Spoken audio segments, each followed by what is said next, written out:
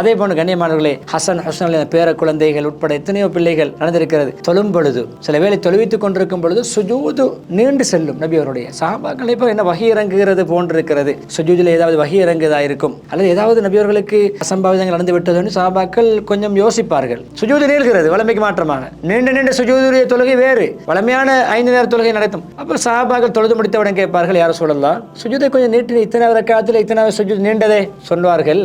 என்னுடைய பேரப்பிள்ளை ஹசன் அல்லது ஹுசைன் மாறி மாறி நடந்திருக்கிறது. என்னுடைய மேல் முதுகில் ஏறி விளையாடி கொண்டிருந்தார். சுஜூது செய்யும் பொழுது பிள்ளைகள் விளையாடி பைக் ஓட்டுவது போன்று குதிரை ஓட்டுவது போன்று சொல்லி ஏறுவார்களே, தொழும் பொழுது என்ன சொல்லியிருக்க வேண்டும்? தொலை விடுறான் இல்ல, ஃபாத்திமா எல்லாம் கூப்பிட்டு மகள் என்ன மகன் தொழுகை டிஸ்டர்ப் பண்றான், நாம் அப்படிதான் சொல்லுவோம். என்ன பிள்ளை உலகொலை அனுப்பியிருக்கிறாய்? தொழுவிக்கின்ற இமாம் நபி அவருடைய முதுகில ஏறி பேர குழந்தை விளையாடுகிறது.